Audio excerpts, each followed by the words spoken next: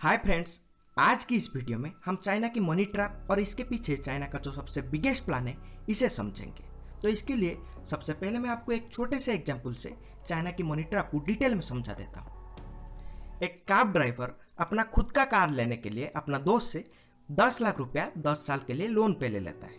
बदले में उसका दोस्त उसे सर्टेन अमाउंट का इंटरेस्ट चार्ज करता है। 10 साल बाद अब उसे रीपे करना होगा, पर 10 साल बाद उसे 10 लाख रुपया नहीं 20 लाख रुपया रिटर्न करना होगा, क्योंकि 10 साल में 10 लाख रुपया का इंटरेस्ट बढ़कर 10 लाख रुपया हो गए।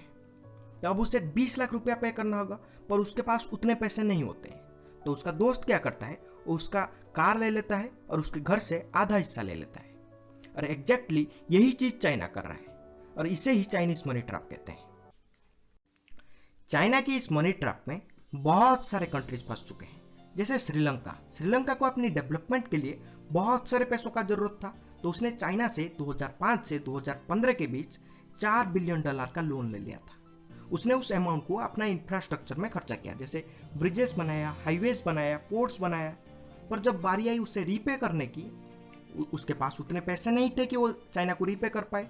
तो चाइना ने क्या किया, चाइना ने कोलंबो पोर्ट सिटी को पूरा कंट्रोल में ले लिया और श्रीलंका की हम्बनटोटा पोर्ट को 99 ईयर्स के लिए लीज पे ले लिया और श्रीलंका की 15,000 एकड़ जमीन को अपना कब्जे में ले लिया।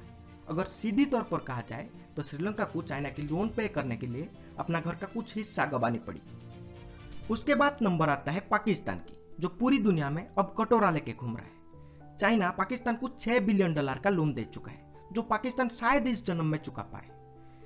चाइना पाकिस्तान में सीपेक बना रहा है, यानी चाइना पाकिस्तान इकोनॉमिक कॉरिडोर, जिसमें चाइना $62 बिलियन की इन्वेस्टमेंट करने जा रहा है और ऊपर से एक $6 बिलियन की रेलवे प्रोजेक्ट बना रहा है। पर एग्रीमेंट के हिसाब से इस प्रोजेक्ट्स में चाइना और पाकिस्तान की दोनों कंपनियां मिलकर काम करेंगे, पर इसमें सिर्फ चाइनीज कंपनियां हैं और सारे बड़े पोस्ट पर चाइनीज लोग हैं। पर सिर्फ लेबर्स के लिए चाइना ने पाकिस्तानियों का यूज किया है। अब 20 साल में पाकिस्तान में डेवलपमेंट हो या ना हो, पर आधा पाकिस्तान चाइना का जरूर हो जाएगा। इसके बाद नंबर आता है पपुआ न्यू गिनी की। पपुआ न्यू गिनी एक बहुत गरीब राष्ट्र है। चाइना ने उसे $2 बिलियन का लोन दिया है। पपुआ न्यू गिनी ने उसे अपना इंफ्रास्ट्रक्चर में खर्च किया है।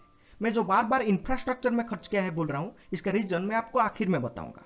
अब पपुआ न्यू गिनी के पास इतने पैसे नहीं है कि वो चाइना को रीपे कर पाए, तो चाइना ने उसका सारे इंफ्रास्ट्रक्चर पर कब्जा कर लिया और उसका कुछ जमीन पर कब्जा कर लिया।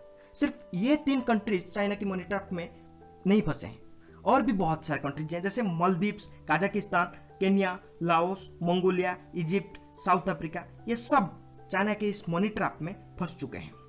पर चाइना के इसके पीछे का मकसद क्या है, and what is the biggest plan of China behind it. इन सब देशों में जो सारे इंफ्रास्ट्रक्चर प्रोजेक्ट्स हैं, जैसे ब्रिजेस, हाईवेज, पोर्ट्स, ये सब चाइना को ही कनेक्ट करते हैं, या तो समंदर रास्ते से या फिर स्थल तट से।